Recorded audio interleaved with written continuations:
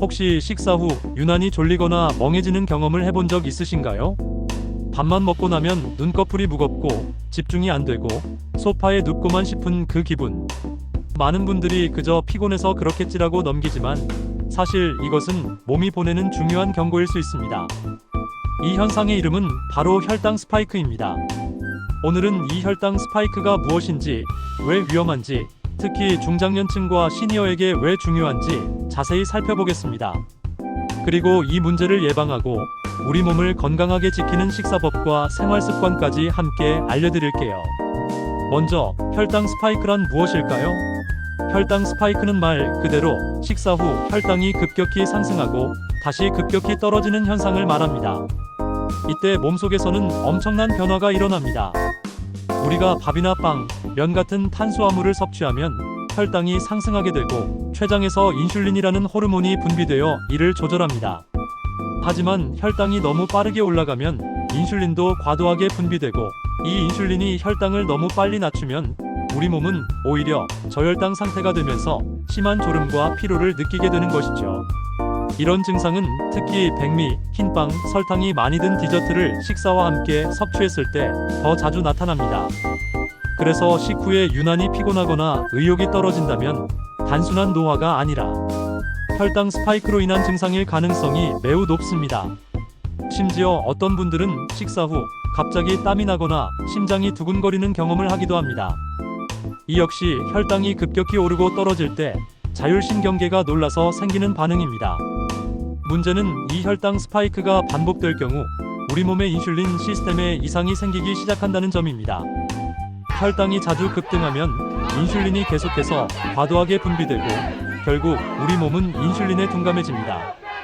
이것을 인슐린 저항성이라고 하며 이는 당뇨병의 전 단계이자 가장 핵심적인 원인입니다.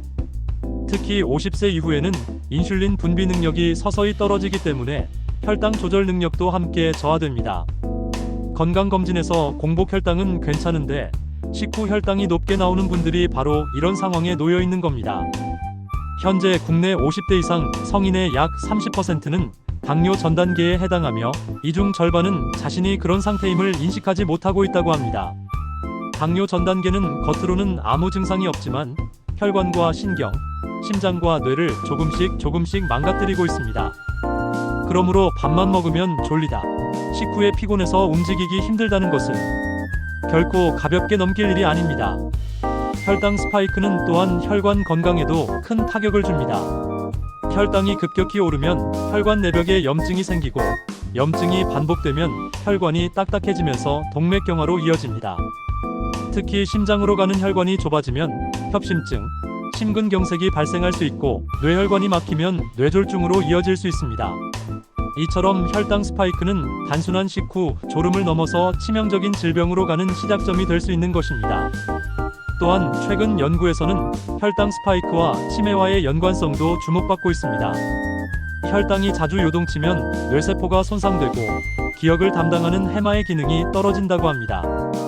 일본에서 진행된 한 연구에 따르면 식후 혈당이 160 mg/dl 이상 자주 오르는 사람은 정상인보다 알츠하이머 치매 발병 위험이 1.8배 높다고 합니다. 이는 혈당 조절이 단지 당뇨병 예방에만 그치지 않고 뇌 건강과 직결된 문제라는 것을 보여줍니다. 혈당 스파이크를 줄이기 위한 가장 쉬운 방법은 식사 순서를 바꾸는 것입니다.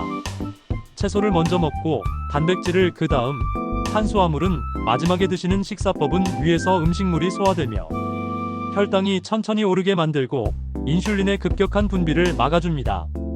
이 식사 순서법은 일본의 NHK 다큐멘터리에서 소개되면서 세계적으로 알려졌고 실제로 당뇨병을 관리 중인 환자들에게도 좋은 결과를 보였습니다. 탄수화물 종류의 선택도 중요합니다. 백미보다는 현미, 보리, 귀리 등 식이섬유가 풍부한 곡물을 선택하고 흰 밀가루보다는 통밀이나 메밀을 사용하는 것이 좋습니다. GI 지수가 낮은 음식이 혈당의 완만한 상승을 유도하므로 이 점도 함께 고려해야 합니다. 예를 들어 같은 양의 밥이라도 쌀밥보다 보리밥이 혈당 영향을 덜 미친다는 것이 연구를 통해 입증된 바 있습니다. 또한 중요한 것이 식사 속도입니다. 급하게 먹으면 위에서 혈당이 빠르게 흡수되고 인슐린이 급격히 분비되며 혈당 스파이크로 이어지기 쉽습니다. 천천히 꼭꼭 씹어먹는 습관은 혈당을 낮추는데 매우 효과적이며 뇌의 포만 중추가 작동해 과식을 방지할 수 있습니다. 생활 속에서 혈당 관리를 돕는 식품들도 많이 있습니다. 대표적인 예로 식초가 있습니다. 사과 식초나 현미 식초를 물에 희석해 식전에 소량 마시면 식후 혈당 상승을 2030% 줄여준다는 연구 결과도 있습니다. 물론 공복에 식초를 과하게 섭취하면 위 점막을 자극할 수 있으니 반드시 물에 희석해 소량 섭취하는 것이 안전합니다. 그리고 빼놓을 수 없는 것이 바로 운동입니다. 식후 1530분 내 가벼운 산책을 20분 정도만 해도 혈당 상승폭을 줄이고 당 흡수를 돕는다는 것이 하버드대의 연구에서 밝혀졌습니다.